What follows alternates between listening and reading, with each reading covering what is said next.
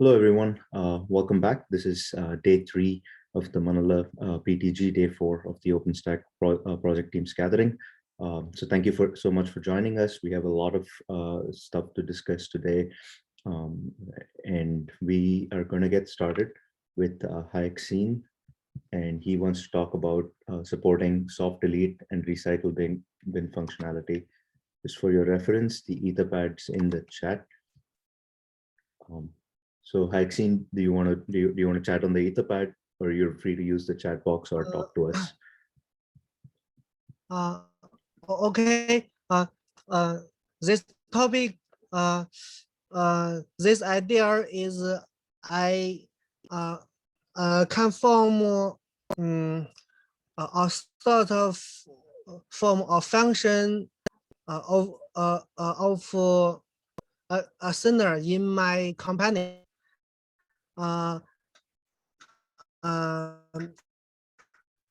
We add the we add we add go away.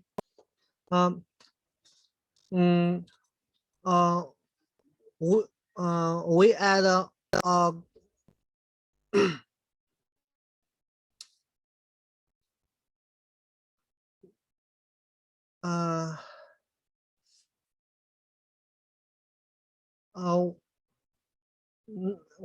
we can delete we can delete a volume by soft delete to the RESTful bin.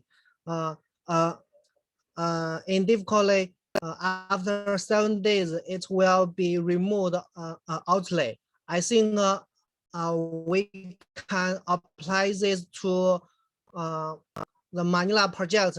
I think this is very useful for user. If user thought this share is well not useful to user, the user may delete it.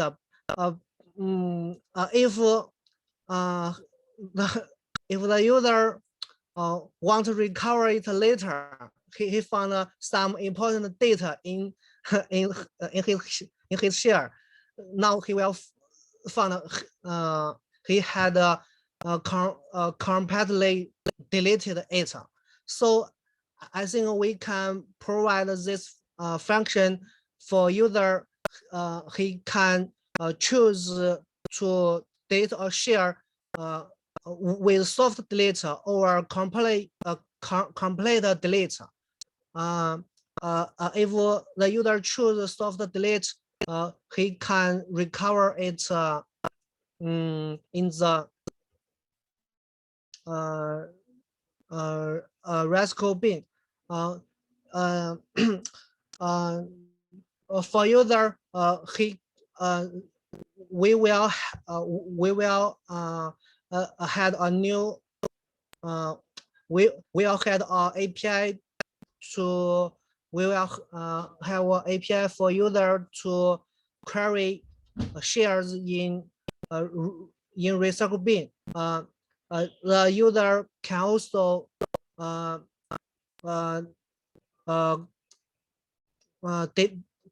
delete a share from RESTful bin or recover it. Once the share is deleted to the RESTful bin, it will not has quarter in the project. After if recover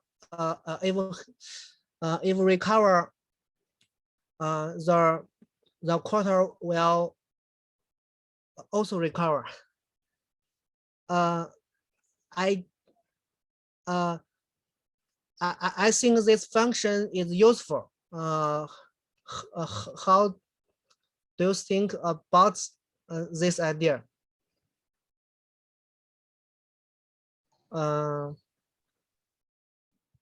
Yeah, it is. I don't recall if it has been brought up before. Kind of, I mean, we vaguely think that this has been discussed in other contexts.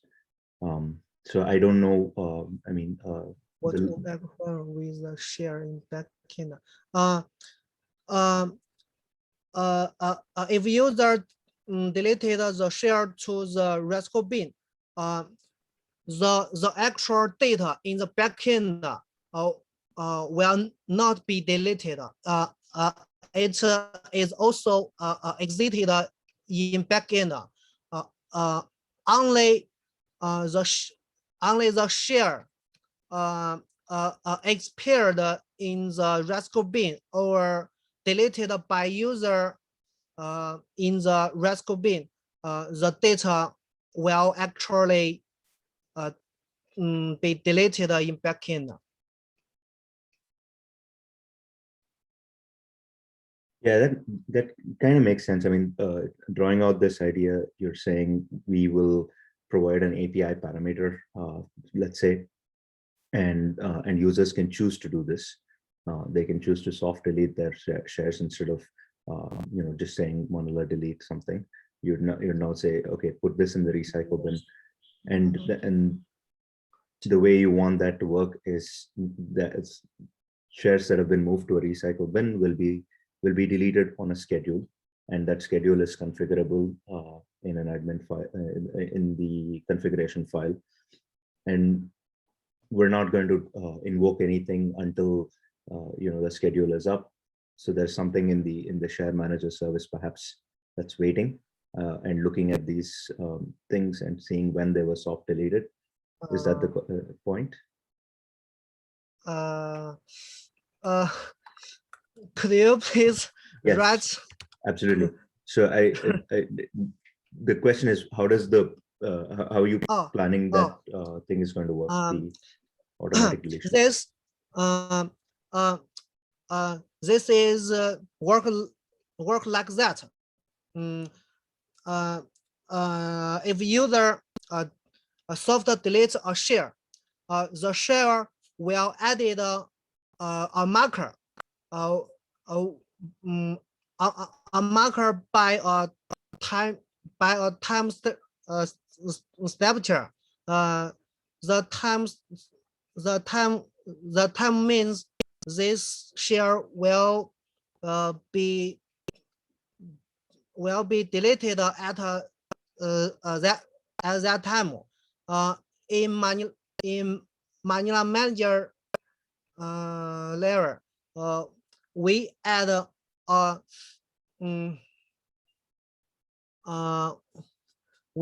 we add a new predict task to query to query shares with delete marker. If now time meets or greater than the time, then we'll call the delete share function. This just like we talked yesterday about predict task.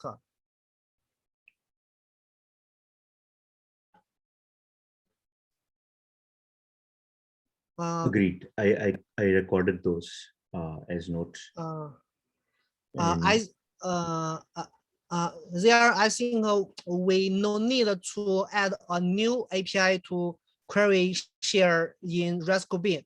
We just add a parameter to Manila Manila share list API now. The parameter is soft delete equal true. The default is soft delete equal false.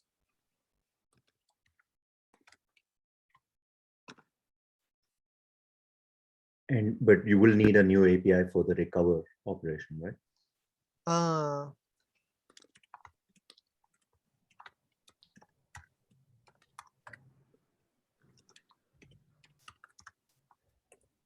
Yes.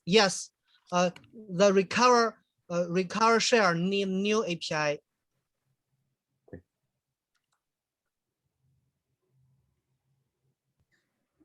Yeah, this makes sense to me. To have this sort of API seems to be like well designed and in a way like this, and it wouldn't like as per I can see, and I think now it wouldn't like have Yes. big impact. So and it would be a useful feature to some users and administrators to have. So yeah, makes sense to me.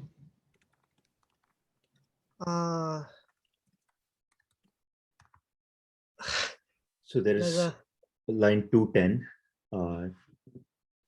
and I can read it out, but hi, Carlos, could you please write your idea in the pad? Yes. I will. Yeah, for sure. I will look. Okay. So I've seen some questions on line 206. I can listen very clear. Oh yeah, makes sense. No, I'm saying good to me as per staff, that was present.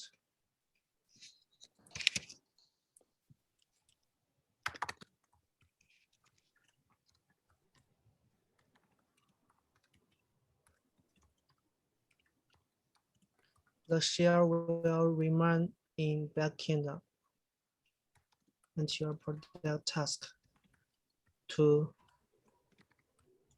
repeat those share.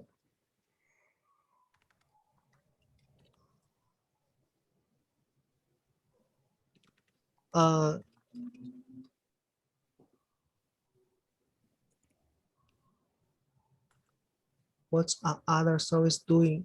Should it be similar to glance imaging recover? What are other service doing? An example.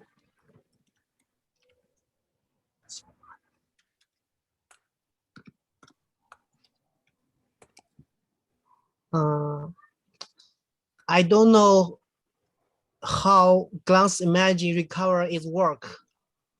I didn't stay look that. Now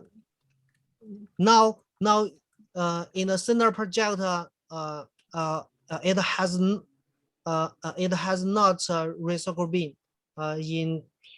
in our community project.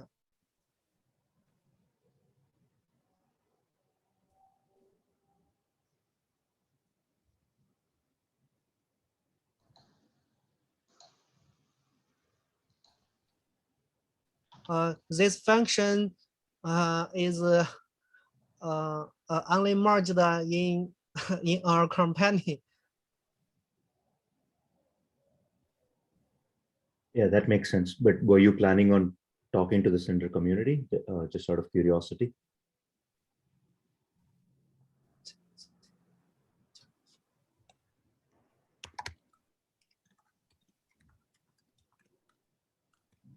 Were you planning on what? Were you planning on processing Xena? No. I have no planning. All right, makes sense. So I guess, I mean, there are some things that we've got to work through. And I mean, let's start adding those points directly on the Etherpad here, for the rest of us at least. If you're looking at some of those questions, like for example, I think we need to figure out the quota impact. And like Xena said, I mean, quotas are not going to be counted should you move your share to the recycle bin. But we might leave a hole for somebody to misuse the quota system at that point. Sure, you're not using that storage, but you're consuming storage. And that is somewhere that's got to be built somewhere, accounted for somewhere on a cloud. So that, we might have folks complaining about that. And second, if you have a knob that is across the service, I mean, it might still be okay, and that might serve many use cases. But were you thinking about this more like, you know, a tenant feature? You'd let some tenants have access to the recycle bin and some can't. And there are multiple ways that you can do that. I think you can control this via policy. So if you have a, what is this? So let's add another note here.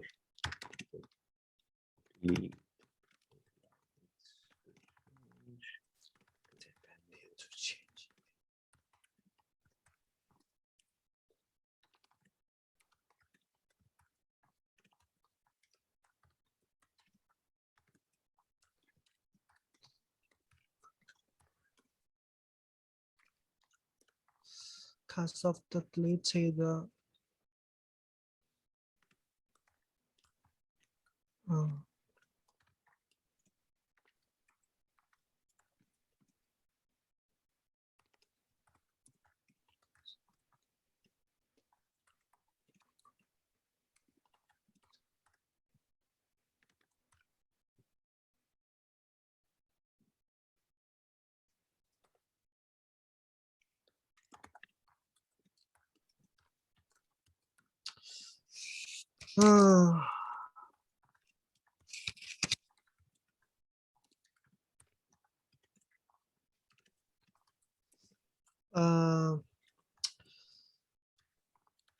this this I'm not sure. I think the delete API we will do no change to deleted API. If the time is reach the delete time, we just call the orange deleted API. We make no change to it.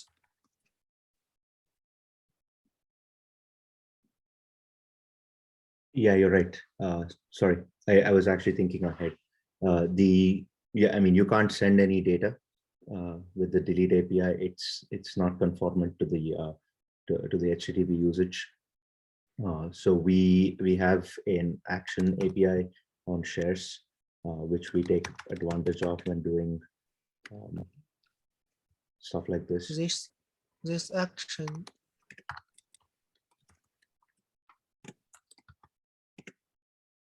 This can be added as an action API.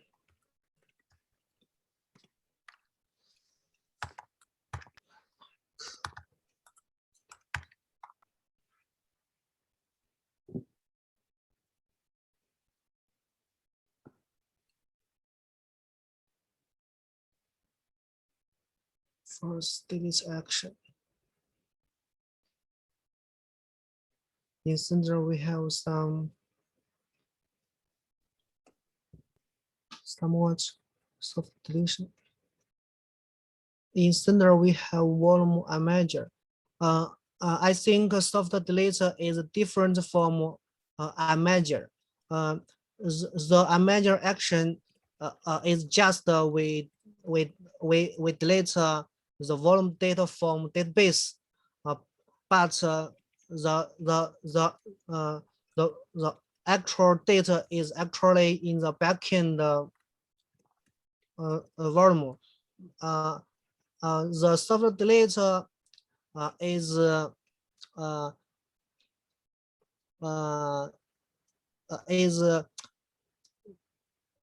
if a share or volume is soft delete when it reaches the delete time, it will also delete in the backend. Is different from a measure. There are some differences, but I guess the point they were trying to make was that you can use this as a workflow for soft deletions. So, turn off deletions in your cloud and let the administrators just unmanage so that it goes away from Manila, and then later take care about, cleaning that up on the back end or bringing it back into Manila and stuff. As part of recovery, but it's an admin-driven operation. It's not open to end users. And over there is no concept of a schedule, none of that. You can just unmanage whenever you want, manage it back whenever you want. So you can get a flavor of what of this using unmanage manage. But yeah, it involves knowing a lot about this about the storage sometimes. Because I think for some of the drivers, you need to pass in driver options, and those are not something that we expose very well with them from the Manila API.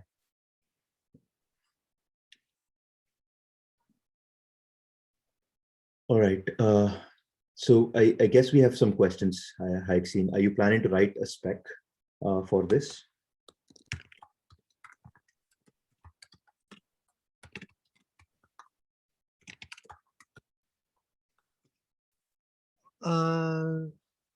Yes, I have a planning to write spec. This may be maybe the first version spec will have some problems. We can discuss about it and fix the spec. Awesome. Okay, so I'd like some feedback then from everybody else. Is there something that we want to discuss now? Provide some early feedback, something that you can think of, or do you want to wait on the specification and discuss that as part of on Get It, or perhaps in a future meeting?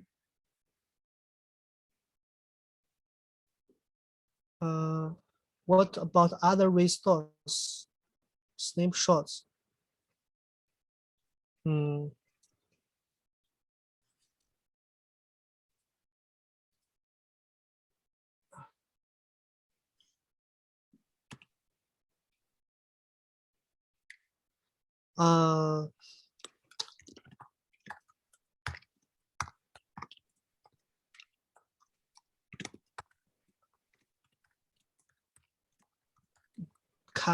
Can we soft delete a share if the share have snapshots? I think this can do just like can we delete a share if the share has snapshots? If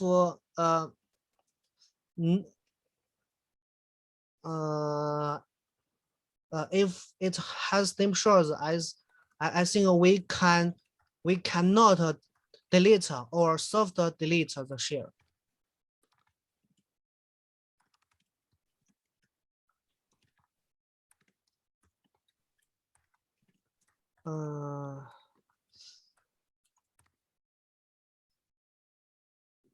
Awesome, noted that. All right. And with respect to a spec, wouldn't it make sense to say, both that you're not changing any of the dependencies on the resources, which was the point you just made about snapshots and so on.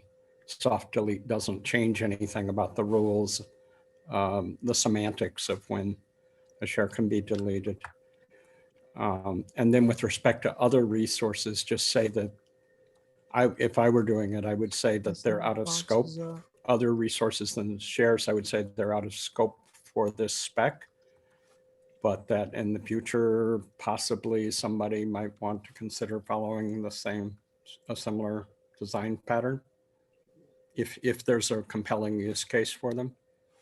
Yeah. It seems to me clearly the shares are the most important use case for this.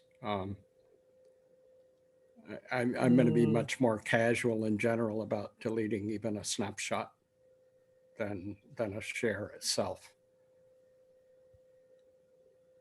Yeah.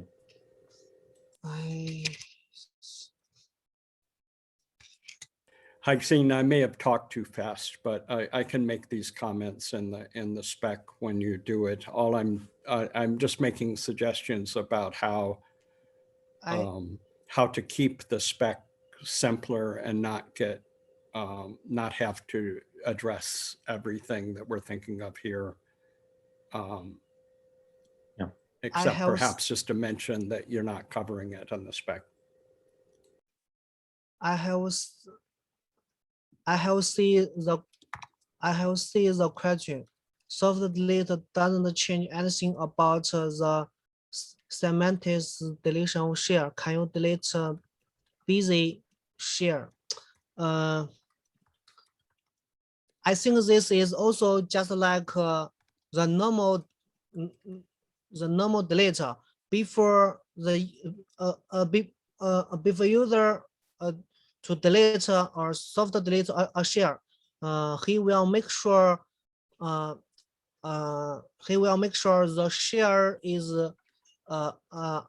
has been mounted in the client. In the Manila, we don't know whether the share is mounted. We can only give a warning. Yeah, it makes sense. I mean, I think what Tom was saying was more about how we prevent a bunch of things from happening today. You try to delete a share that's creating, or delete a share that's managing, a share that's busy in a sense, migrating, etc. We don't let you do that until that operation is completed. So that's all I think he was noting. Xena, take this feedback and probably incorporate it into your spec. I said that on line 233, and we can discuss on that specification further. Does that make sense?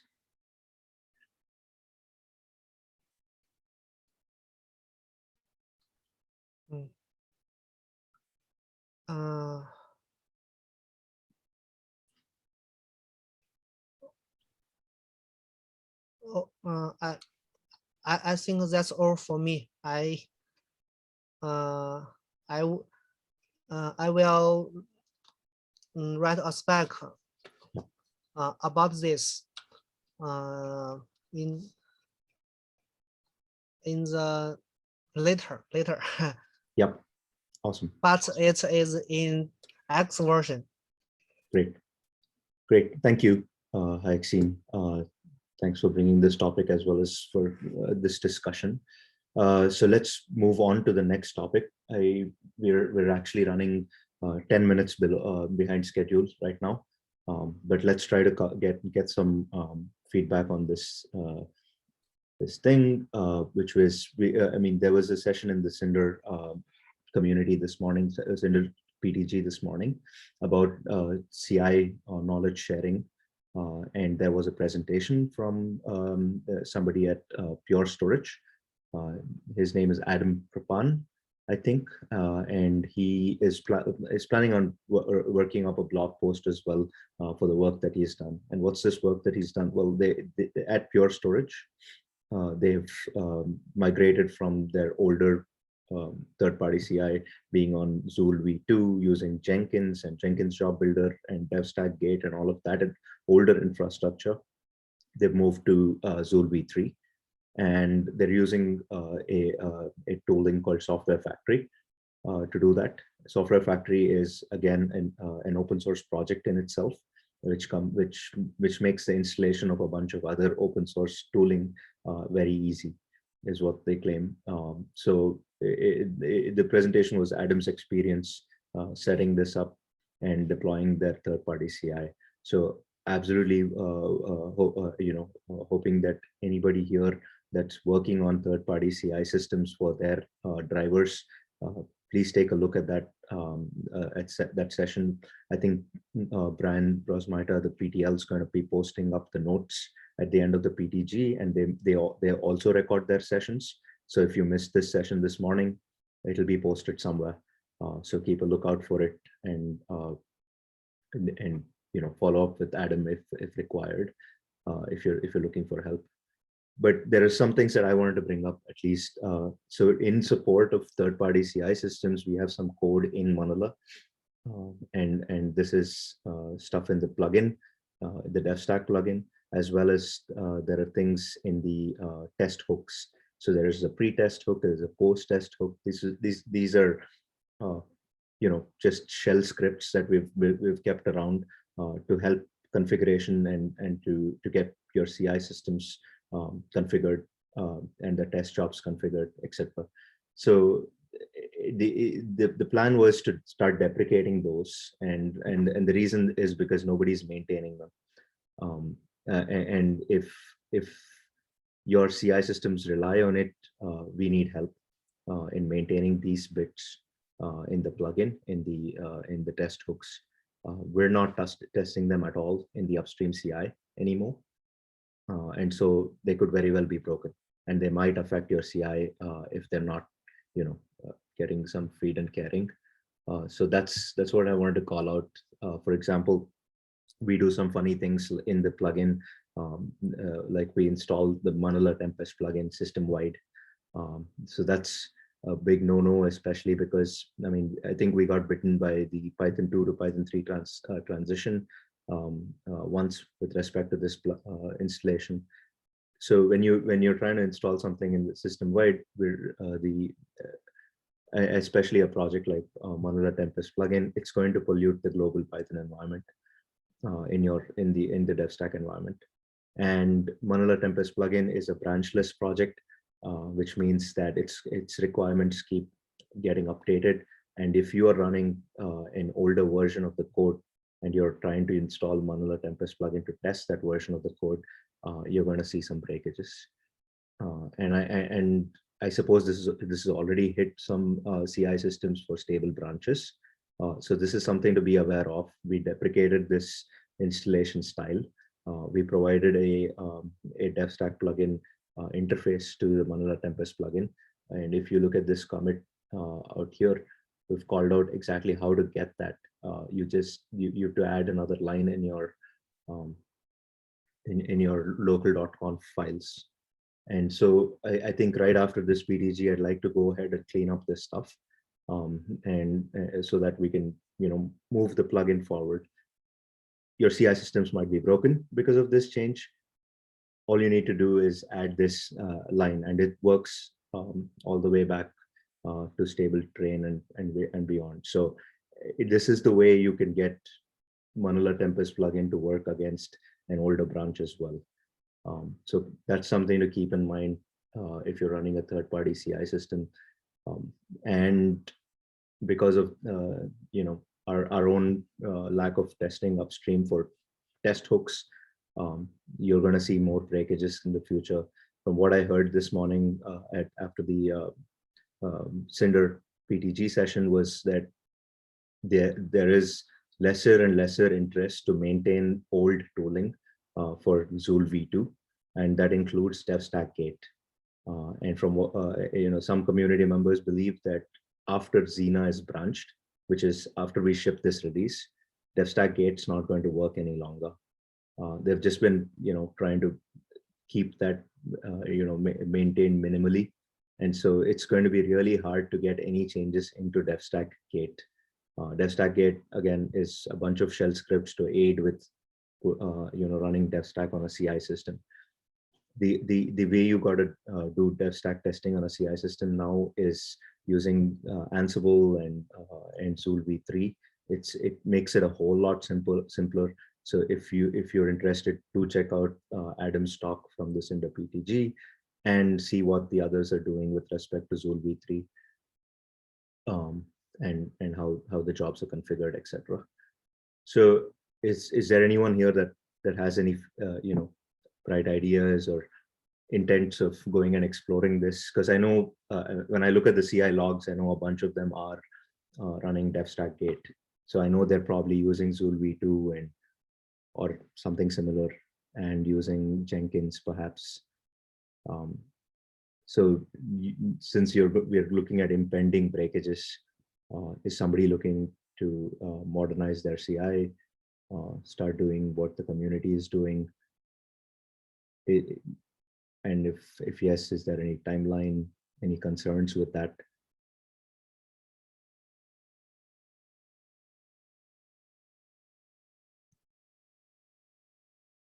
Nope, nobody in this room. Yep. So partially we have been trying to get some effort around moving to Zool V3 as well. For some reason now, and that kind of forces us to try to do that as soon as possible, because like if DevStack Gate is not going to be like maintained and will not be working for too much time, I guess that like kind of forces us to do some more changes and to try to move to Zool V3 as soon as possible. And I guess that talk from the discussion from the Adam from Pierre is like it's pretty useful for other driver maintainers that will need to have Zool V3 deployed. So I guess we will need to take some time and check that out as well. And yeah, but DevStack Gate not being maintained anymore, and yeah, it's kind of can break out CI. So we'll need to take a look on that, and yeah, that's basically it.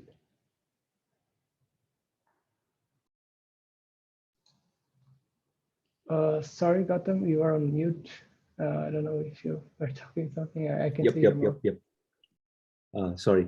Yeah. So no, I understand. Like you folks were telling us about this even at the last PTG. So try to get started on the research. I suppose would be the only concern. This thing. So since none of us maintain third-party CIs, we're only supporting open source backends. Upstream, we kind of don't have the kind of visibility that you have when working with a proprietary storage system, and we don't understand all the challenges that are there to get it integrated into a CI system. So I'm sure there are findings that you'll have to work through, etc. So at all times, please share knowledge in the community. I'm sure there's going to be other people in the same boat as you are, and it'd be good. Just like what Adam did this morning, it'd be good to have a presentation when you folks do that as well. Yeah, for sure. Awesome. Well, that's all I had to add about this, about the driver maintenance and CI. We are, as I said, running about 10 minutes late. So we can take a 5-minute break and switch over to the next topic, which is the new driver for the Dell EMC PowerStore. So we have some friends from Dell EMC ready to talk to us about that. So can we take a 5-minute break before we start though? Awesome. All right. See you all here in about 5 minutes. Thank you.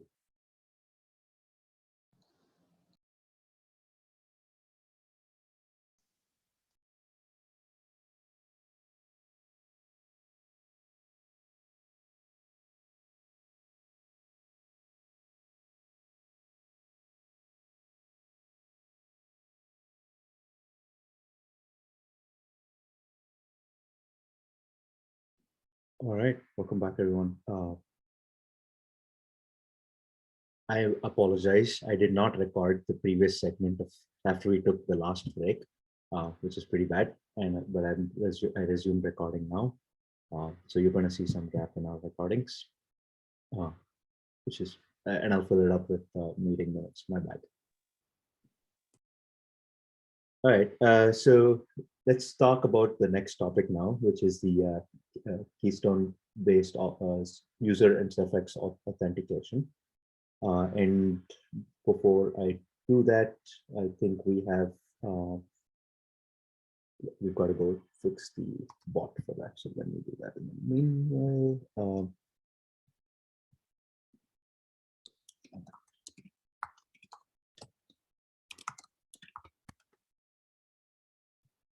And we're going to take a 5-minute break after this session again and talk about some tech debt items. Oh, that's done now. All right. So we have 4 different kinds of authentication that Manila supports. This is, and you could be using IP, you could use user access, you could use cephx access, and you could use cert as your access type. We don't do a great job of tying these access types to the protocols that are there that Manila again supports. You know, we have NFS, CIFS, GlusterFS, MapRFS, cephx, among others. So the idea over here, though, was that if certain kinds of access rules are being used, sometimes Manila even takes the responsibility of sharing access secrets with the end users. And this is mainly with respect to cephx. So if you're not familiar with this, the way cephx works today is you could use either the native cephx protocol to access cephx shares via Manila, or you could use the NFS protocol to access cephx shares via Manila. So you have these 2 options, and this is something that a deployer can make in their deployment, enable one over the other, or maybe use multi-backend and enable access to both of these. And if you were to be using native cephx, I mean, it is at the end of the day a choice that you got to make, you know, weighing the strengths of these protocols, etc.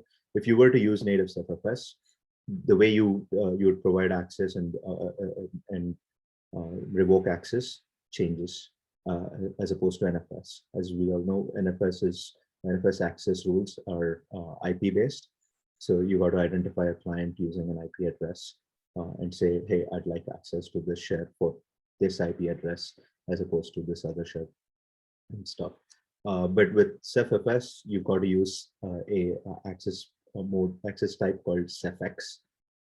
And what that means is it's going to tie you down to client users on the Ceph cluster, and you get an access key via Manila that you can then go and use inside your client VM or container or wherever you want to mount your share.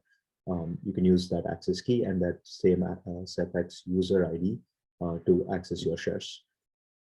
The problem actually came about in this whole discussion is if you are a user that belongs to a project that has a bunch of shares, you can provide access to any of these shares, and you can use a random cephx username. So let's say Manila create cephx 20, so it's a 20 gigabyte share, and I say Manila access allow Carlos. Manila access allow that share ID and Carlos, right? So Carlos is my cephx username, and what Manila will do is it will go to the Ceph cluster. It will create a user called Carlos if one doesn't already exist, and it will gather Carlos's access secret, which is a key that Carlos will need to mount the share, and it will hand that back to the Manila driver. And the Manila driver then puts it back into the Manila database, and you can then go do a Manila access list on that share, and you can see Carlos has access to the share, and you can also see his access key.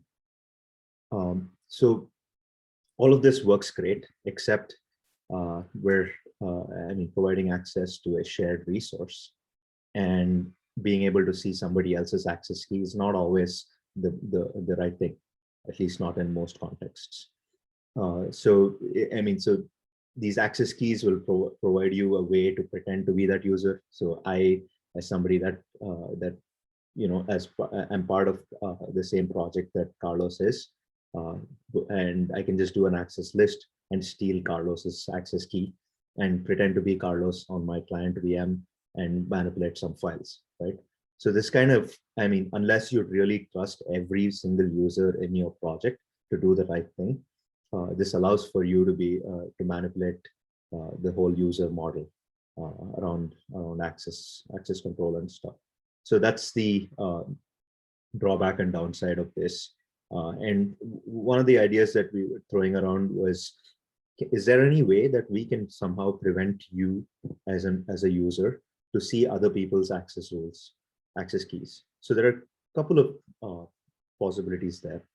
One, we can somehow tie this user to if let's say I'm adding the access rule, only I can see what the access keys are. And what that would mean is, let's say I own the share, I allow access to Carlos, I allow access to Tom, I allow access to Victoria.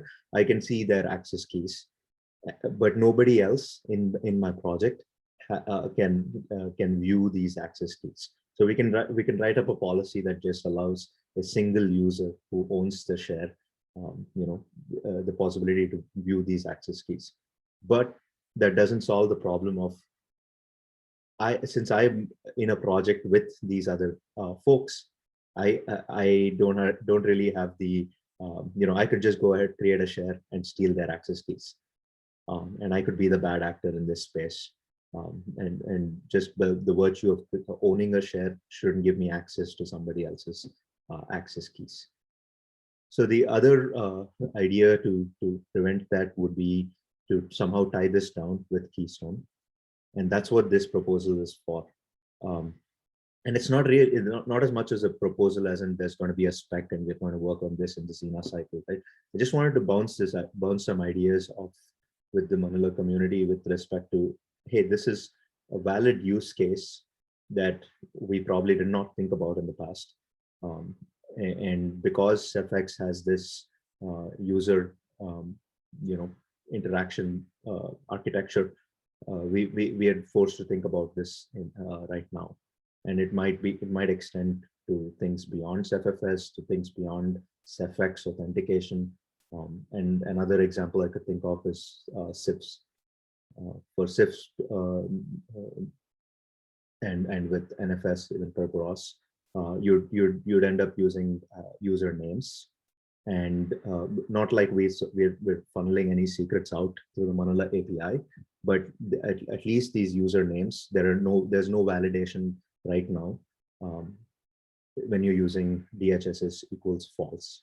When you're using DHSS true, just like Eduardo was telling us, when you're doing access control and you have security services applied, there is an automatic validation that's happening, at least from the drivers themselves. So if you're using CIFS and this user that you're trying to allow access to is not in the Active Directory, the backend is going to prevent you from doing anything over there. But what about when you're not using Active Directory, when you're not using Kerberos? Is there any way that you can still have some sort of user authentication? And can you think of Keystone being that user authentication is the question here. And so the proposal here is to try and allow deployers to somehow control this if they would like Manila to perform that Keystone authentication. And how will Manila perform this Keystone authentication? Manila has all the information that it needs when a request is made. And the information that's there is, it has a user ID. It has the user's name, or rather the username that's there in Keystone. It has the project ID that the user belongs to in most cases, unless the user is operating at a system level. So there is sufficient information in the API when an access allowed request comes in for us to validate whether a particular user belongs to a particular project, or we can even make a round trip back to Keystone if we need to actually do this. Does this user belong to this project? Sort of a check. And we do that during access allowed. We check whether the user that you're trying to add is part of the Keystone project that you claim that they are in, which is, do they have access to the share? So for example, if I'm in the same project as Carlos and I create a share and I say Manila access allowed Carlos to the share, we are going to go back to Keystone and say and check if Gautam and Carlos are in the same project. And will Carlos have access to this share? Otherwise, should Carlos have access to the share? And if Carlos should not have access to the share, we right off the bat in the API respond saying, access cannot be granted to non-project users. And that's the allow access piece. And how does this tie into the protection of access keys? Well, if you get past that check, we now have all of the user related information that we can then store as access rule metadata. And we discussed the possibility of having non-modifiable metadata. So metadata that you can view for sure because you own it, but you can't delete it. It's owned by the service. So this would be a use case for that. So presume Carlos and I belong to the same project. I have all the information that I need about Carlos's user ID and his username. I store that into the access metadata. So the next time, if I go ahead and perform an access list on that share, I'm not Carlos. I have my own user ID and my own username. The access list API is going to look at my username and my user details and compare it with what's there in the metadata stored for that particular access rule. And we can easily deny or rather prevent me from seeing Carlos's access key. So unless it's Carlos that's doing an access list, we're not going to show the access key that's associated with Carlos user. So we're going to show them all of the details, like, Carlos has access to the share, it's a read-write access, etc. When was it added? When was it updated, etc. All of that other metadata is shown, but the access key is blanked out. So we just set it to null, and that's what I see. That's what Tom sees. That's what anybody else that's in part of that project is able to see. But when Carlos accesses the access list API, he can then see his own key because we're doing the validation with respect to the metadata and whatever we get as part of the request. So that's the way the access list could be modified. Access deny, similar concerns. Access deny, unless you've had access, there's no point validating access deny. So we just let you take out the access rule.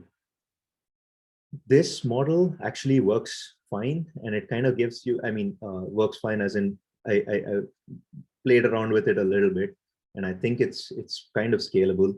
The only concern is we now created a new isolated workflow specifically for DHSS false, specifically for cephx and user access rules. So we might have confused the way users tend to interact. So let's say a user has 10 shares.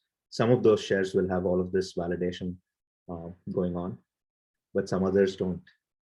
So, it might be confusing to convey how this works to end users. And one way I was thinking of doing that was pretty much because this affects the API, we can use our standard user visible tenant extra specs to do this. So we won't do the validation unless the administrator set that up, and the administrator can set it up as an extra spec, and we can call that extra spec, perform user validation or something. And we take that extra spec, we put that back into the share, and unless the share has that capability, we're not going to perform this validation. But if the share has the capability, all of this validation is going to apply. And that way the user can tell, looking at the share metadata, that this is why this share is different from any other share they own, because they created it with a share type that has this access validation set up. And they can, I mean, that's one way at least to aid the user experience, rather than leaving it like a confused you figure it out sort of a thing, if they see these differences and they're confused. So that's one thing. I think I did cover some other parts, like, for example, would we need a new RBAC policy? And the answer is no. I don't know whether RBAC can effectively be used for preventing you from getting your access keys. RBAC, I mean, we will definitely rely on RBAC to do the user matching. But if we have a rule that says only administrators can see access keys, that means administrators can steal your access keys. Or I mean, and maybe that's all right. But or can we say only owners of shares can see your access keys? That definitely is not all right, I think, in most clouds, because I could own a share, you could own a share, anyone can own a share. It's typically allowed that every user can create shares. Just because I own the share, I can't expect to steal everybody else's access keys. That's the deal with the RBAC stuff. What other concerns? Yeah, what about the, will this slow down the access allow API? So this is something that we need to investigate. So we do a lot of the Oslo policy and Oslo, we have a middleware that enhances our token authentication mechanism, etc. And so at any point in time, are we planning to make a round trip to the Keystone API? That's something that I've not figured out yet, in the sense that can we just rely on what our middleware is already doing without adding any more workload to this? And if it slows it down, is that a desirable slowdown?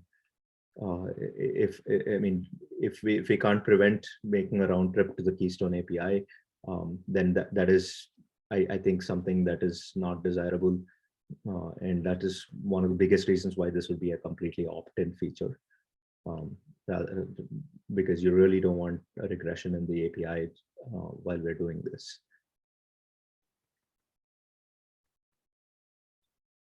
Yeah, that's pretty much it. And as I said, the extra spec mechanism provides the backwards compatibility. So if you want to get rid of it, you just have to pop off the extra spec, and your shares are not going to be validating this stuff with Keystone at all. So it's a way for you to add your safeguards and to drop them when you need them. But as best practice, if I was to have a cloud that offers cephx shares, I actually don't like the way it operates right now, just because of this, because it just leaves a wide enough security hole. Like, for instance, I mean, we allow you to have read-only access and read-write access, and one of the biggest things we do that is because some users you want to prevent them from writing into the share ever, so you provide them read-only access. So assume on a cephx share you have read-only writers, read-only users and read-write users. The read-only users can just take somebody else's key and become read-write users. So it kind of makes a completely different kind of, it enforces completely different semantics when you're using cephx today, that you've got to trust every single user that's there in your project, and you've got to trust all of these workloads that they're running and their intentions and stuff. So if we can fence off this one thing, I feel we would have made the situation better. But as Tom knows, and as other folks, at least at Red Hat, have always been pitching, the native cephx driver, I mean, it relies on a trust model that's different from the rest of the OpenStack things. And the reason the trust model is even more relevant is because there are some things that clients can do with native cephx, like they need to have access to the storage network to interact. And so they can actually wreak havoc if they're not really trusted, intentionally, unintentionally. And we've shared some of these concerns in the past. So this is one other concern, which is on the side. So there are some people that are okay with having that amount of trust model, but they don't want to see access keys. And we've had CVE bugs on this. And that's why this, I mean, we've got to figure out a solution to prevent this right off the Manila API. Any thoughts, concerns?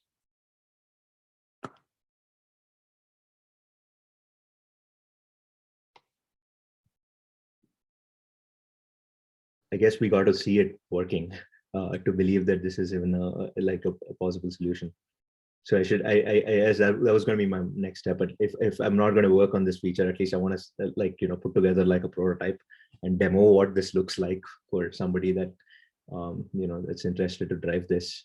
I'm certainly interested to get this problem solved.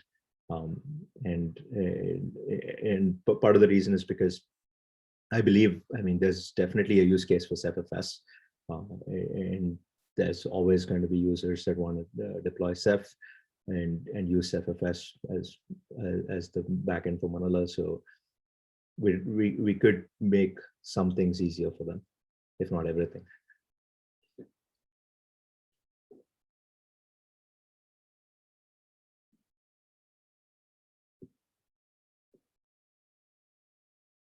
All right, we're 2 minutes past the thing. Any thoughts anyone had to share for this?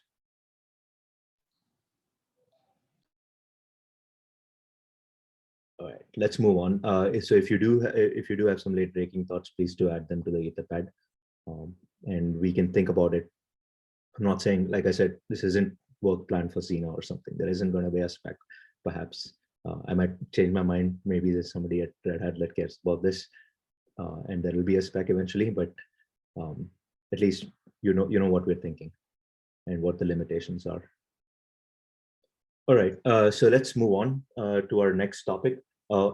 Actually, we can take a 5-minute break, but is that something we want to do? Do we want to take a 5-minute break or power through and take a 10-minute break after this?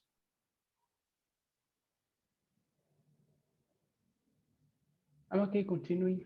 I don't know if folks want to take the 5-minute break, but yeah, it's been like 20 minutes since the previous one. Yeah, I think I was being a little need more breaks. So I think we should power through. I don't think the next topic's going to be a lot. I mean, it's again informational, and I see some notes being added to that. So let's move on to the next topic. Let's talk about it and then take that 10-minute break. In a second while I let the bot know.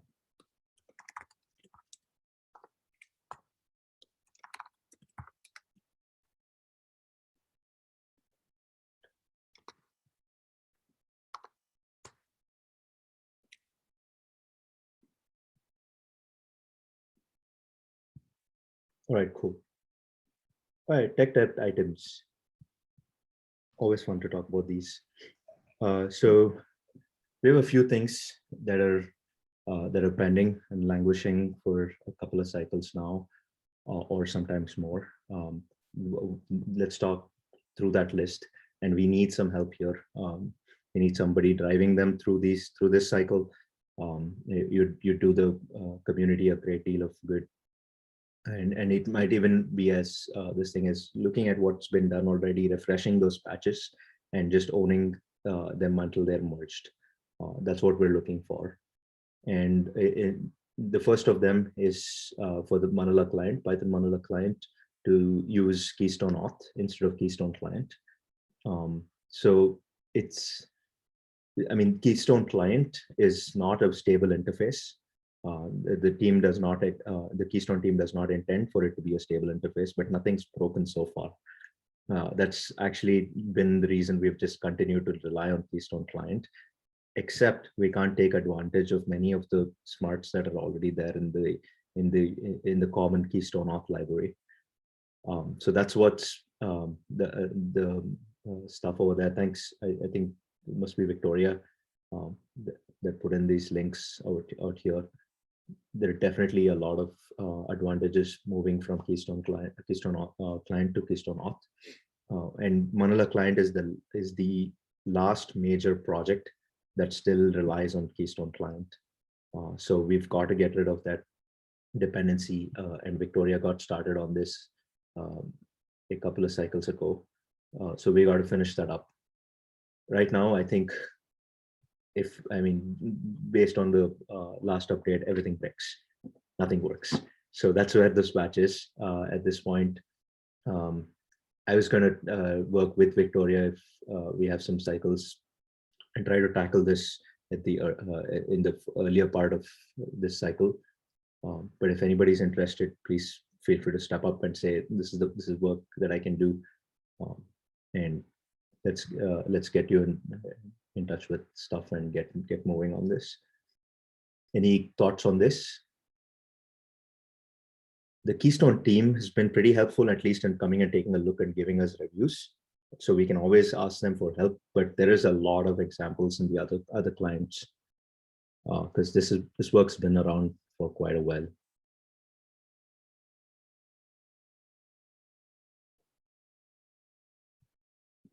All right. Another thing is with it's replacing retrying with tenacity. So retrying is a Python library that we were using, that we are currently using a lot, and we do that when we use a decorator that's there in the Manila utils file, and there's a lot of usage of this in the core code as well as in the driver code, and there is a one-to-one replacement for this library because it's no longer being maintained. So a few cycles ago, somebody proposed a patch to Manila to get rid of the retrying library and replace it with tenacity. And they've listed all the different things that tenacity does better. And almost all of the projects that were using retrying have now moved over to tenacity. It's one more JD project. So I'm sure the quality of it is great. It is something we want to go back to and redo, revive. And I'm looking for a volunteer for this. If anybody's has some time to investigate what was wrong about this. I think it was a pretty straightforward change. It wasn't that big. And like I was telling you, I think the utils file is the major change over here. And some of the parameters look different with this tenacity library, but all of that is abstracted away inside our own utils decorator. So anybody that's using this doesn't need to rely on any of these parameters. So all of those changes are accounted for and stuff. So I think part of the work here is to revive this, rebase this on the latest, see what's broken, work through unit test breakages perhaps, or Tempest test breakages. And submit that.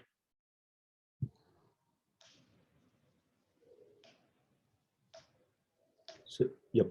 Is anybody looking to pick up and help? You don't have to speak up all at once. Gautam, I'd be happy to do it, but I don't want to stand in anybody else's way if they want to do it. It's probably not a bad way to get familiar with things because it's not an emergency that it be done instantly. And yeah, it's not an emergency for sure. And I guess part of the reason it's not is because retrying has been a pretty stable library that even without updates, it's working fine, but I don't know when it'll break. So that's why it becomes tech debt. Okay, so you just got a volunteer, and Paul. I can be a backup, Paul, on this if you want to talk to somebody about it outside the review or anything. Thank you for volunteering. Awesome. Yep. Thanks, Paul. for signing up. Yep, ping Tom. He's looked at this before, and he'll be, as he said, it'd be great. Yeah, I recently did something where I thought I was going to be using a retry loop. I ended up not doing it and considered doing this at that time, but I decided to decouple them. So I've thought about it a little bit and looked at this. I'd actually forgot about the old change. I was just looking at it from scratch. But yeah, it's changing a utility library for the most part, and then going adjusting some parameters if you need to, and then making sure the unit tests work as Gautam said. Awesome. So I'm gonna add a couple of names against the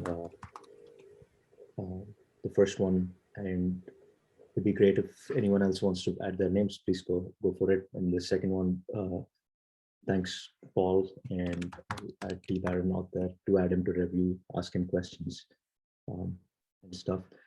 Deprecation removals. Let's move on to the next one. Oh, thanks again, Tom. You're going to revive this. Well, this is really bad that I think Douglas went and reviewed it, and somehow I just went off into the ether and didn't even respond to his comments. So apologies, Douglas. Thank you. I'm sorry I lost momentum on this. No problem. I mean, it was good. We gave it enough soak time. This is the sort of thing like we were trying to clean up our config because it was riddled with all of these deprecated options. So it's noble effort, thankless effort. Thanks, Tom, for getting started on that. And we used that to communicate to the vendor authors, for instance, that had these deprecated options, and we got a couple of reviews. So it's good. Like I think let's try to revive this in this cycle and close it out. Awesome. And root wrap to privsep migration. Yeah, I was talking to Carlos about this. Carlos, I think you got started with this last cycle. Yeah. And at what state is it, and what kind of help do we need? Yeah, so there's this effort to migrate from to the privsep, and the community is encouraging it, and we've had this go for Manila as well. So we do have a list of what needs to be changed, and I still need to get some time to work on this. And I guess the first few items are going to be like the most difficult ones. But once we have done like the first ones, we can just apply the same to the other comments, since we have the list of what we need to change. And also the champion goal said he would be happy to help us to review that, and to he's offered a lot of help if we need to. So I still intend to work on this to help to drive this effort, and then we can do that. In the previous PTG, we have talked about splitting these into like modules. Like we can just, in a first instance, for example, get all the occurrences from the container driver and replace it there. And then we can start other module like share manager and check for this kind of stuff. And of course, share manager that doesn't have this, but yeah, we can just like do these things separate, and we can get things being merged granularly, and then at some point we are going to have all the migration done. Awesome. Yep, it sounds like a plan. Thank you. Again, one of those things that works absolutely fine. Just that we need to be on top of this, because it might end up turning into a future tech debt item. Should we be the only ones that don't support privsep and are still relying on root wrap? So good. Thanks, Carlos. Awesome. I think we wrapped up earlier than expected on these tech debt items. Is there anything else that is like this that you all think we should bring up and find some help for? These are things that we planned on doing the past few cycles, but have shifted focus and priorities. So if there is anything else, maybe we can bring that up at a future weekly meeting and find some help and volunteers for it. All right, now it's time to take that break. And when we're back, I want to move the schedule a little bit. If possible, I'd like to pick up the unified limits topic, because I think we might have some other folks join us for the secure RBAC. So since we're going to be back by, we can take a good 15-minute break. But once we're back, we will still need 15 minutes for this room to catch up with the other folks. So let me move the unified limits topic up. Paul, are you fine with that?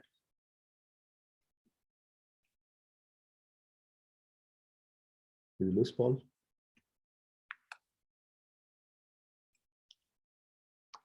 All right, I'll check with him. If in case we're not okay, we'll just still come back and talk about the secure RBAC. But let's take a I said 1620 perhaps. No, that's, yeah. So let's come back here at 1620 UTC. That gives you about 13 minutes if my math's right. All right. Sounds okay. Right. Awesome. Thanks everyone. See you in 13 minutes.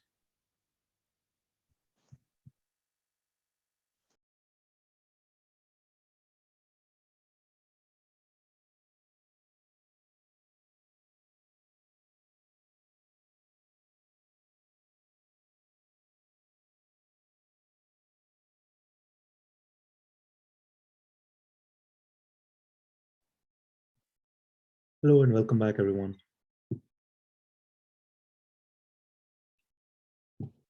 So let's get started again. We are, oops, move my Etherpad. So let me handle the bot. Paul, are you around? And can you hear me?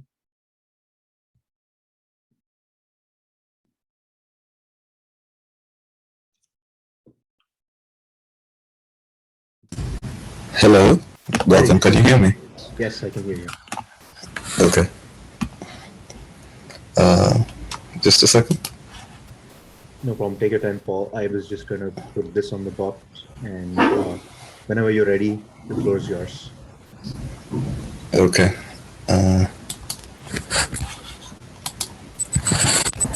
Hi everyone. How are you?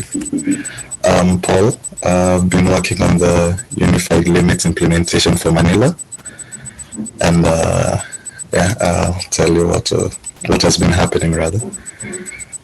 So what are unified limits? Unified limits refer to a quota system whereby the existing quota system is actually replaced with Keystone and the service. So Keystone actually deals with limit enforcement, and the service actually deals with usage calculation. This is actually enabled by Keystone's ability to have information on details such as project ID, domain ID, the API service, the default limits, and the regions where the service is running. Okay. There's that link. Could Gotham please open it up? I hope it's. Yeah. Try this one. Did you send me something on chat? Yeah, that's what I'm trying to do. Okay. There it is. You could find it. It's like an outline of the talk. Awesome. Of the key points. Yeah. Can you see it? Yep. Yeah, that's it. So that's enabled by Keystone's ability to have info on all those details, like project ID, domain ID, the API service type, the resource type, the default limit, and more and more. So why unified limits? Unified limit is actually being driven due to the fact that a while ago, there was no consistent way of setting limits and quotas within OpenStack. Yeah, there was no consistent support for limits and quotas across OpenStack projects. So, for instance, setting limits within Nova and Manila, they'd have like different interfaces due to the respective CLI clients. And for Manila, there would be confusion that arises when you set limits from the Manila configuration file. So when you set the configuration, when you set the default limits within the configuration file, and then you try and then set it again from the CLI, the limits that you set wouldn't be honored. So there's that confusion. So the benefits of unified limits is that for developers like us, we would actually focus on user calculation mostly, and for operators, they would actually have one interface for setting all the limits across their cloud once it's deployed. Therefore, and it's actually being encouraged since the OpenStack CLI is becoming more standard and being used as a standard feature across all rather projects. So during that time, I discovered that, or rather with Gautam's guidance, we discovered that we could actually set unified limits, and the approach we took was we could add like a flag within the Manila.configuration file where we say use unified limits, and then if it would actually default to false, and when it's set to true, the action would be logged, and then the limits interface would now be used. So there would actually be an addition of another section within the Manila.configuration file of Oslo limit, where we'd have the auth URL. This is the Keystone API link. We'd use the auth type as password. Okay, don't take it as canon because this is what I tried out on my desktop. So yeah, just beware. Use the user domain name as default, username as admin, system scope I used all, password as secret, the service name is the service that's being used, and the region name is region 1, and the endpoint ID. As that, it's a UUID value that's generated by running, just a second, there's a command you run, just crossed my mind, sorry. Yeah. And also note, a point of notice is that when you open the clouds.yaml file, you'll find, which is the configuration file that's used for deploying clouds, you'll find like the actually similar settings. So therefore, the first thing that you do is to change the tenant name and the admin name that you're using for the cloud. So for the ones who use this, we unsetted the OS project name, the tenant name, and the project domain ID. This was actually due to the fact that since unified limits is more of an administrative policy within the cloud, you'd have to have total complete control over all the clouds, that you have, over all the clouds that you're deploying, and actually become like the total super admin, which is the DevStack system admin. Yeah, and after that, you're able to set like the limits for all the resources that you'll be deploying within the cloud. So in this case, since we're deploying it for the Manila service, all the resources that are governed under Manila have to have the registered limits created. So that would actually mean that since you're actually like with super admin, who's the DevStack system admin, that would mean that let's say we have created a registered limit for 20 shares. That would actually mean that for every project that's being created within that cloud would actually have a limit of 20 shares. And if the number of shares need to be exceeded, that's when you'll have to create like a custom project limit, a custom project limit for that project that it would actually allow any other user who's within that project to create more than 20 shares. So yeah, that's more or less the gist of the talk. We're actually able to draft a spec. The lower link is for the most recent one. This one is where we documented our findings, and there's a proof of concept code there. It's not complete. It has some issues, but I'll sort it out. Yeah. Awesome. Thank you for sharing. Can you hear me? My sound keeps on breaking. We can hear you, but there's a lot of background noise. Okay, just a sec. Oh, I guess he's going to rejoin audio. But just for context here, Paul was our most recent outreachy intern. And this was part of his outreachy project. Paul was investigating how to set up unified limits and how to do it with the Manila service. So he had a lot of learning to do to go figure out unified limits from the Keystone documentation that's there, as well as to look through some of the other, I mean, there aren't a lot of examples for this usage because unified limits has been around in Keystone since the Queen's cycle. And there is this Oslo limit library that Paul spoke about. It's been around as well for quite some time, but there aren't maintainers for this library outside of Oslo's regular maintainers and stuff. So there are some teething issues here. I think the part of the reason is because services are not supporting unified limits. So there is nobody perhaps that's explored using this and maintaining it sorts. That's the gist of it.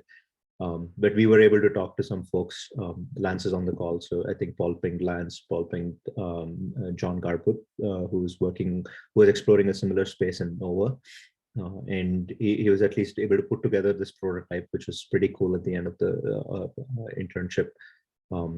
So we know how things are supposed to flow into into the Manila service and how the user interaction is going to work. It makes things a whole lot easier. And we had to try some of these and play around with it to get an idea of what will change with our CODA system. Can we throw away the usage, some of the usage calculation stuff that we've done? And the answer is yes and no. We still track usages. The APIs to interact with these limits is moving to Keystone when we use unified limits, nothing else. The usages, the consumption, all of that still gets tracked as part of Manila. We can skip past the reservation phase, and we've not really hit this really hard to see if there are what happens when there are races, when you're trying to consume resources too fast. Are we able to do some sort of I mean the same problems that we've had with the CODA system, which is when you have a lot of CODA consumption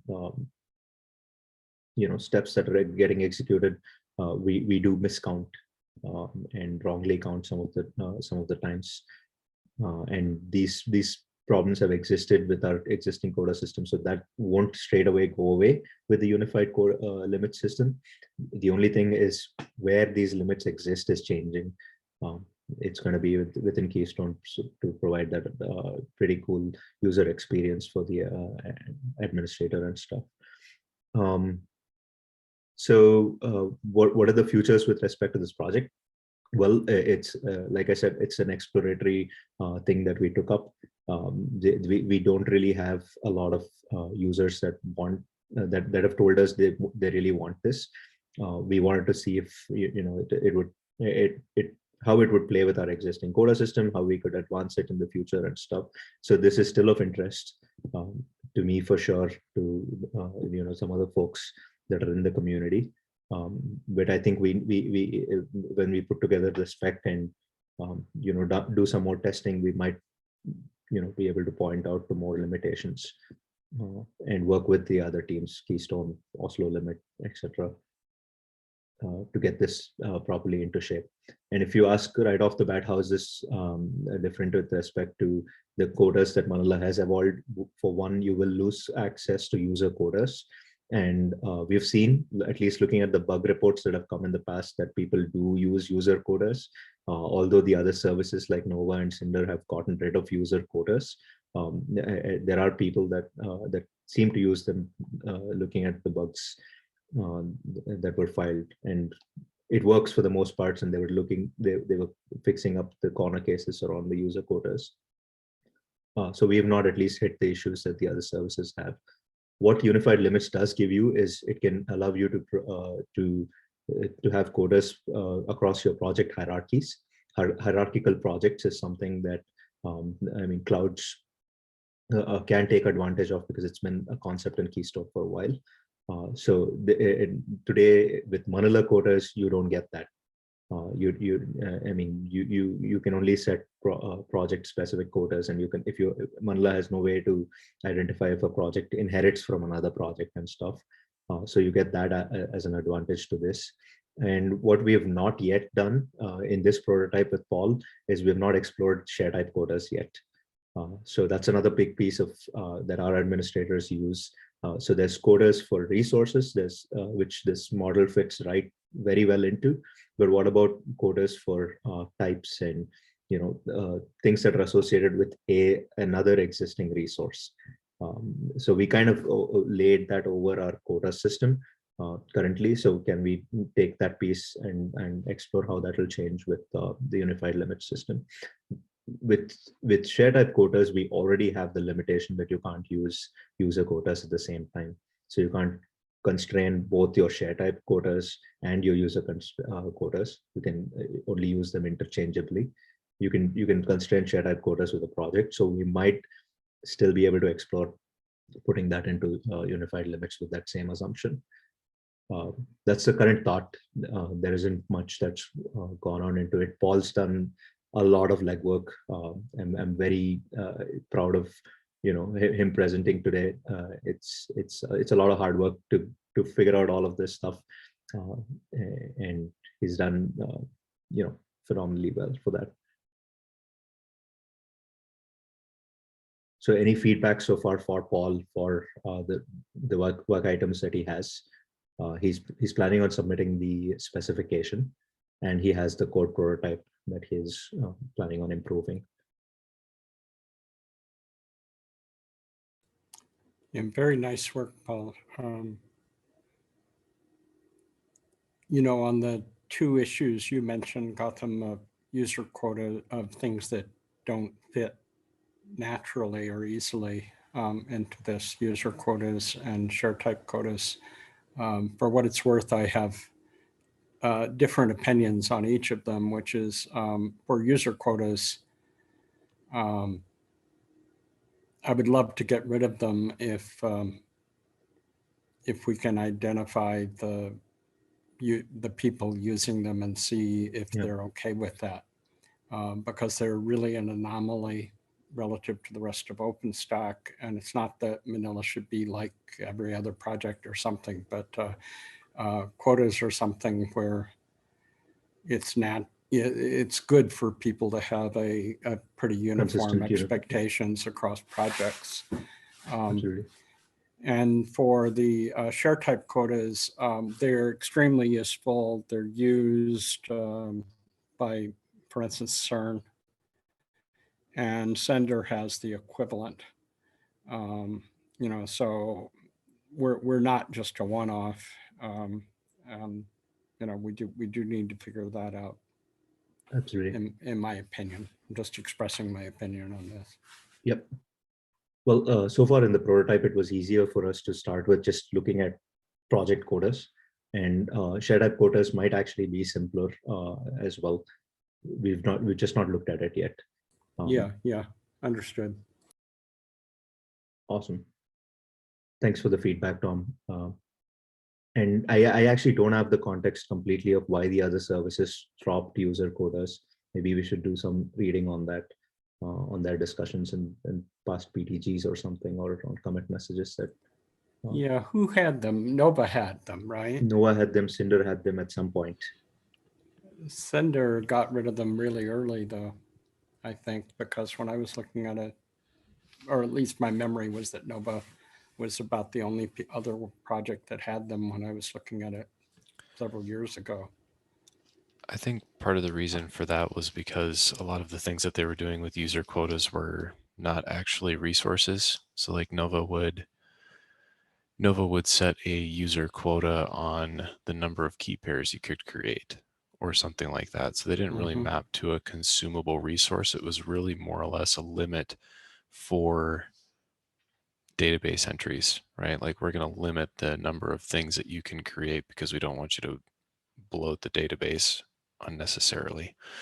So when they kind of looked at a lot of the things that they were using user quotas for, that was pretty much the bucket that it went into. And instead of, I think they actually moved it to like a config, like an API config option. So something that the operator could set still, like they could still limit the number of keys that a user can create, but they weren't going to try and retrofit all of the cases into the unified limit framework to account for that. Instead, they kind of looked at all of the things that actually needed to be used for limits, and they saw that it was much more like an actual consumable resource, like CPUs are a limit and memory is a limit, like a physical thing.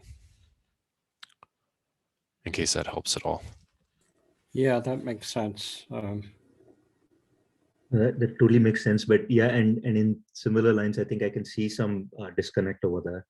We record user IDs just as we record project IDs into when resources get provisioned inside Manila.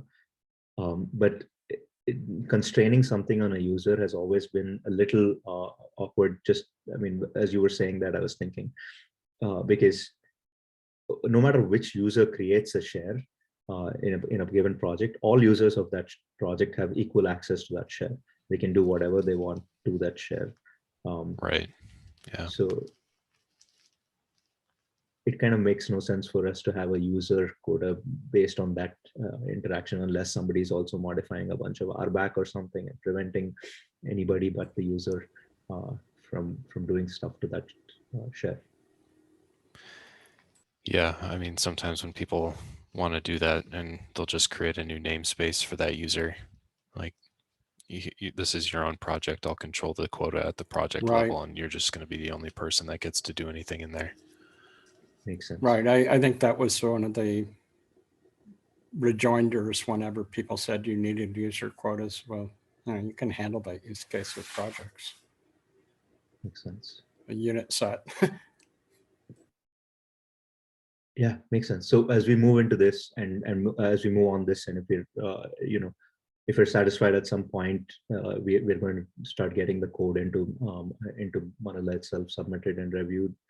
So we might start signaling to our deployers that, hey, we're looking to get this in, which these are the differences with the existing quota system. Right now it will be an opt-in, but of course when this goes away, you're going to lose some workflows, so be aware and stuff. So this is great discussion for that. All right. And to be clear, what I meant to say just a second ago was if you have hierarchical projects, then a unit set project is no big deal. Absolutely. Awesome. Any other feedback for Paul? Paul, did you have anything else? No, I had nothing else. Yep. Yeah. Great. Thanks, Paul. So we can switch over to the next topic. And let me work the bot, but my name's on there, but this is going to be, I'm going to be making Vida the co-host, and she's put together a bunch of slides. And I mean, there's a lot of content that's specific for this group.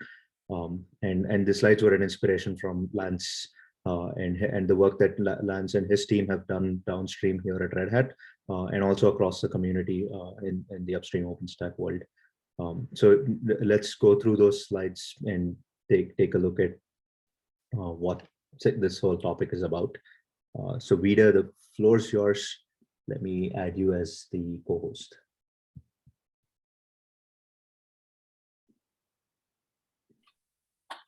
Hi, everyone. Hi, Lance. I've seen your work, but I haven't met you before. So thank you for putting all this information together.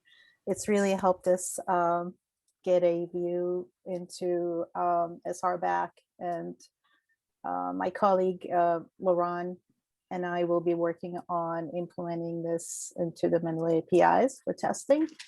And he's not here today, so I will just go over some of the introduction that I've gathered through the slides. So let's share my screen.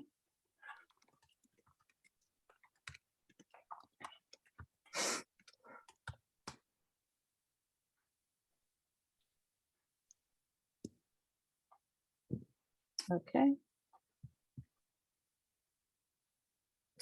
Okay. All right. Can you guys see my screen? Yep, we can. Okay, awesome. So a brief introduction on what this project is all about for us, and what are the different concepts in RBAC. And this project started with changes in Wallaby.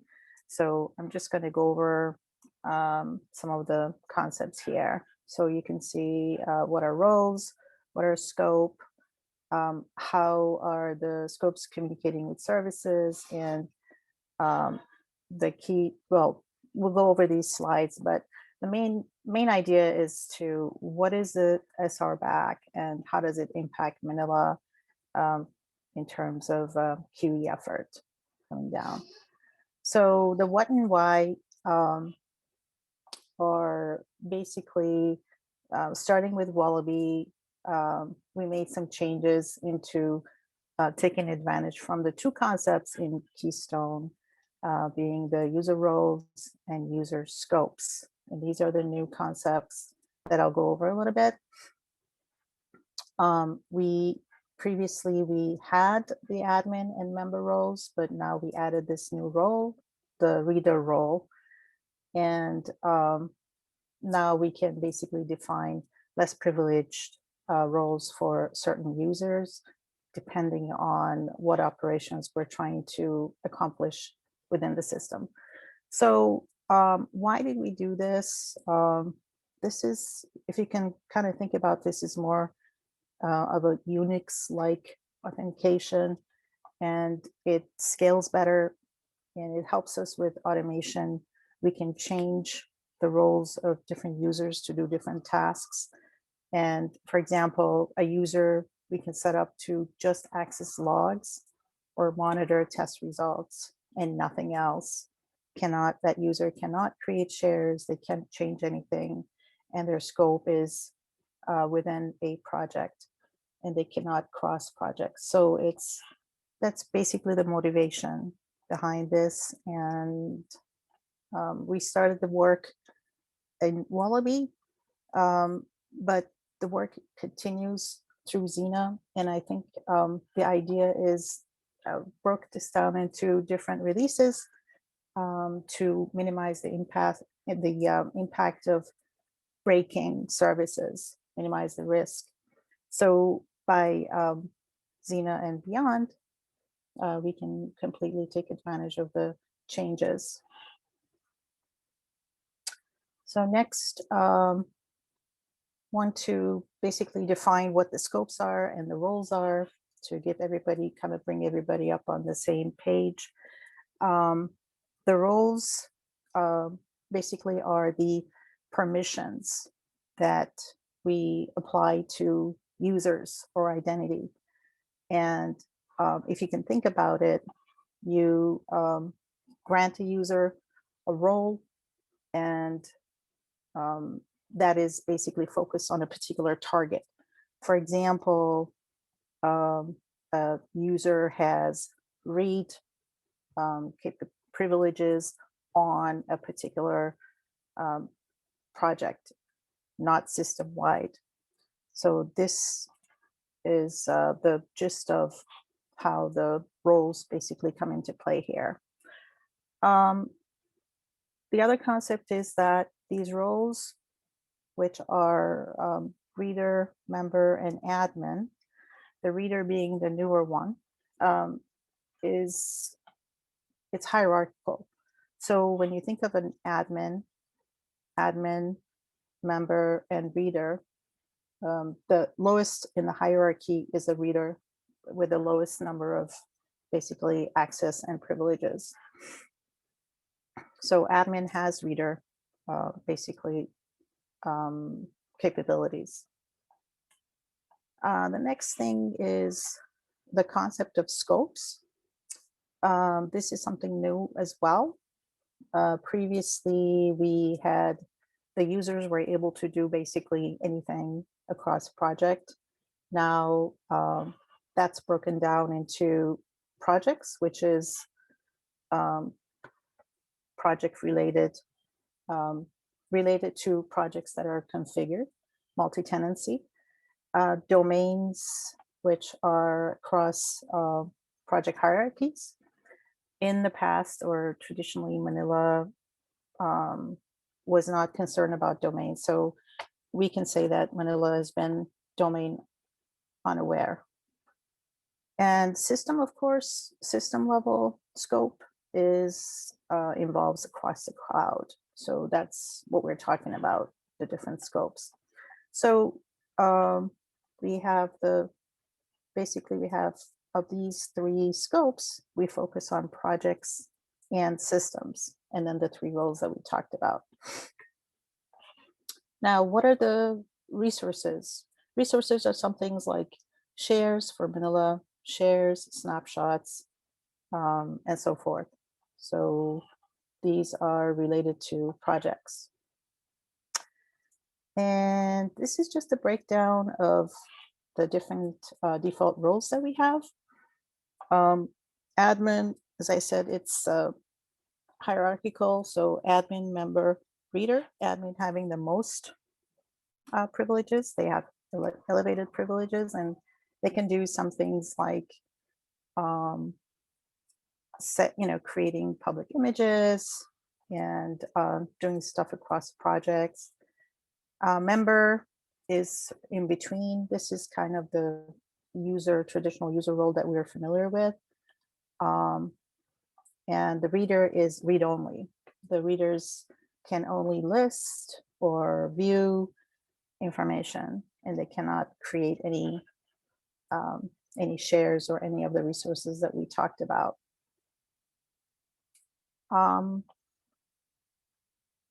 Okay, so how basically a user, so the bottom of this is, here's an example, is a user named Alice has role of a reader on a target project, food. So that's what the example is, and this is how we will compartmentalize everything. And the next slide, we'll kind of just go over the Manila with respect to the RBAC matrix that we talked about. These are the three roles: reader, member, admin, in this order of privilege allocation. And the scopes are project and system. So a user, just to kind of define this, a user can have different roles on different targets, different scopes. Let's say Gotham can be reader for Project Foo. He can be administrator for another project or across the system. And these are all kept separate. Any questions so far? Am I going too fast? Okay. So next up, how is this done basically? How are the users communicating this with the services? It's done through Keystone tokens. And services basically consume tokens to enforce the policy as is unique to a user. So as an example, a user can acquire a token depending on what kind of role they will have on what target. And this is just a small flow, which basically walks through the process. A user, let's say, wants to create a share on a project. What they do is they first get a Keystone token, and with that, they will access the Manila API. There is a middleware, basically entity, which takes care of this token validation. And once the token is validated, an object is created. It's a context object which has all the information about who is this user, what project they're accessing, and what is the scope, what's their name, password, all of the information pertinent to this user. And then at the end of this whole sequence, basically the user can go ahead and perform the actual share creation. So this is sort of the walkthrough of the manual process, but in reality, Python Manila client does the token arbitration. So this isn't something that the user needs to do manually, or OpenStack client does this, the whole process of token request and authentication. And this is the slide that we adopted from the Nova project, and Lance created this. So for all the services, this is the same workflow, which shows the Keystone, basically how the authentication flows through the Keystone. And it's the same for Manila. So basically the same, what we talked about in the previous slide, just shows how the user communicates with Keystone, and then with the middleware and the API, and how the policies are applied and enforced.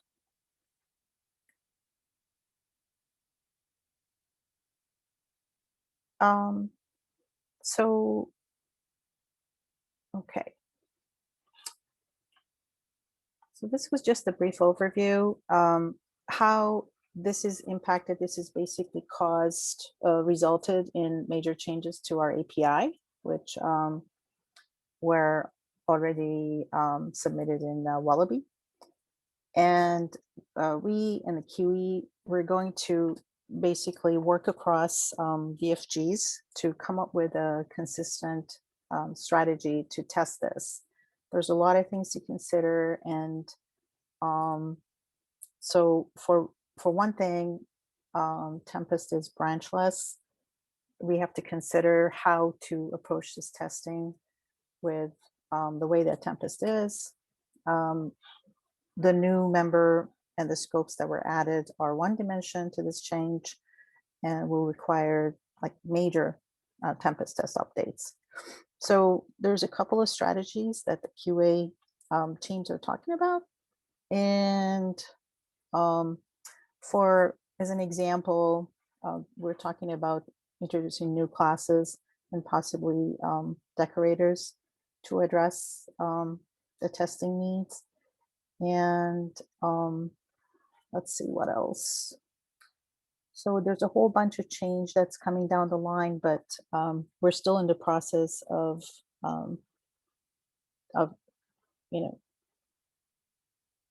solidifying, I should say, the strategy, because we know what the problems are and we're looking at solutions to address them. But I think our goal is to work with other DFGs and make this a cross DFG effort for consistency. So with that, I will open up to questions.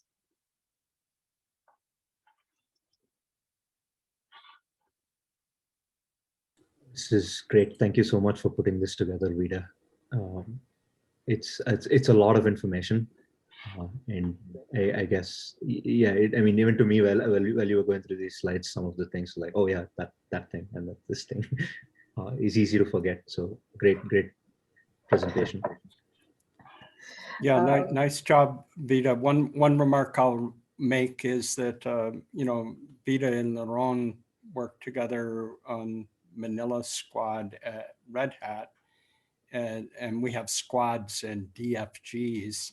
So that terminology is not upstream, but so in saying we're working across DFGs, we're working across projects not in the Keystone sense, but you know, with Sender, with Nova, et cetera. And of course, this is in no way a exclusively Red Hat type thing. We're really excited that we have our initiative on this from Vita and Laurent, who work as quality engineers at Red Hat, but other people are very, you know, join in. They're very friendly. They're developing tests that will run upstream. Yeah, well, you know, Laurent couldn't make it, but we did sync up prior to this session. And just because of the timing, we don't really have a strategy to share about this, but I think in future, maybe as we have more, we can share with the folks in the community how we are approaching the tech. Makes sense. Awesome. And with that, you've provided a lot of context on what happened in the Wallaby cycle and what needs to happen in the Xena cycle, including the work that you all are doing with the testing. There has been a lot of other chatter around secure RBAC throughout this PTG. So there's still some things that the project teams are going to sync up about after the PTG ends. Like for instance, I mean, there are many things to drive consistency across that, folks like Lance and Ghanshyam are doing across the projects. And I think it's a noble effort. Like, I mean, we shouldn't be doing anything individually and specifically in Manila that's different. And that hurts the operator experience around this. So that's all I wanted to add to that. In summary, all of the RBAC policies have been refreshed in the Wallaby cycle. And this changes, like Vida was putting the user admin model that we have in Manila. So there is still a to-do item to actually document it pretty well in terms of showing you what the previous approach was and what the current approach is. But if you do generate the policies, you will see this even show up in the documentation over there as to which policies previously defaulted to allowing a unscoped administrator are now defaulting to allowing a scoped administrator, and by scoped administrator as in operating on a single project scope or operating at the deployment system scope. So all of that stuff will tie in together should you read this documentation further.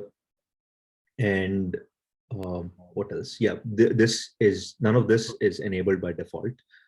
And you will see this a lot alongside the other projects as well. We don't know when we're going to switch to using these RBAC policies as the defaults.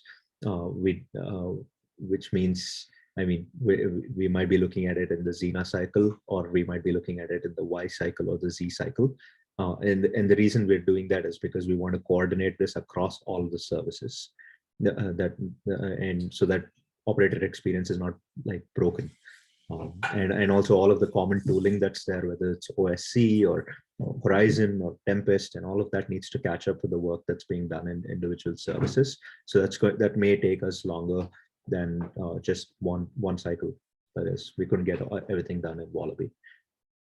But if you as an operator want to play with this, you're welcome to do so. We want you to try this and give us feedback is the point, I guess.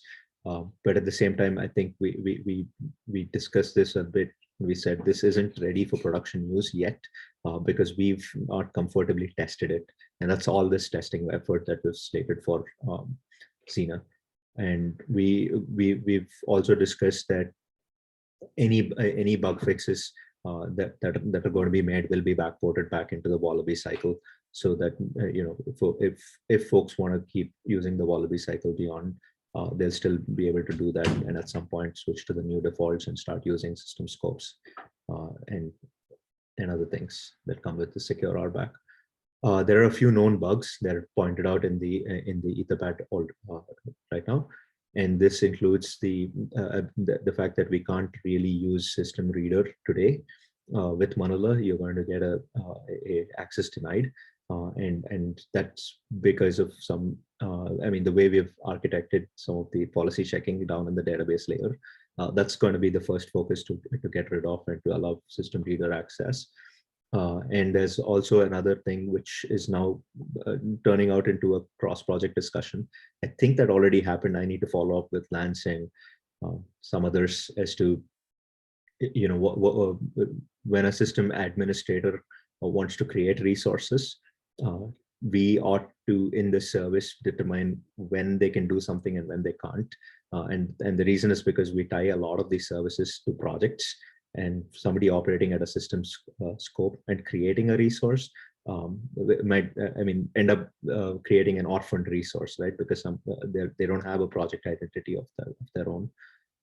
So we'd like to prevent that, and how that happens is still yet to be discussed. So if you're operating a system scope today, don't attempt creating shares, because we might end up doing that, and we'll set the project ID to nothing.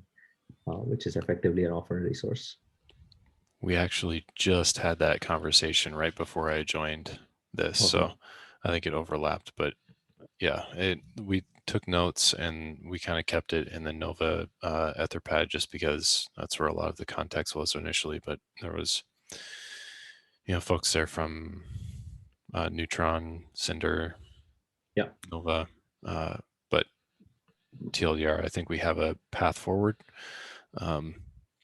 It'll just kind of be a matter of, like you say, doing it consistently. But yeah, if anybody wants to dig into the notes, they're in the Nova Etherpad and kind of starting around line 74 for those that are curious. Yep, I'll link that back into this Etherpad. Thanks, Lance. And yeah, that's pretty much it, I think. Didn't have anything further on this. Any thoughts, concerns to share with this group?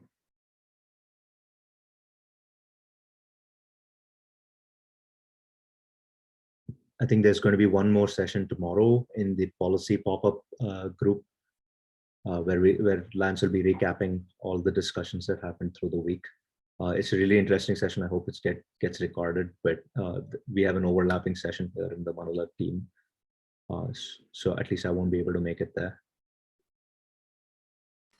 Yep, I can make a note to record that. There's one other session tomorrow with Cinder too, but okay. That'll be happening in the afternoon. But yeah, we're gonna do the overall recap around. Let me see. I'll grab a time. 14 UTC.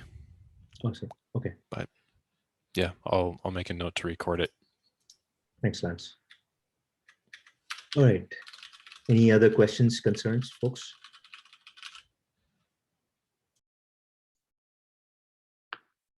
If not, I think, thanks for staying the extra minutes over. Sorry, this spilled over.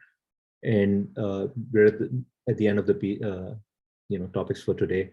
We're catching up again tomorrow at 1400 UTC, and we'll be discussing some really cool stuff. We'll be talking about Vertio FS, we'll be talking about cephx, and all of the other client project updates. And at the end of it, we're also going to be having a happy hour between 1600 and 1700. So I hope you can all join us for the happy hour. We usually do something fun. If not, this time I'm thinking we can get Tom to sing or something. So there's that. So please show up. That's pretty much it. Thanks everyone for joining. Don't let him scare you. I won't. I promise I won't. All right. Take care, everyone. Thank you. Thanks, everyone. Bye. Thanks all. Thank you, Sil. Thank you. Bye.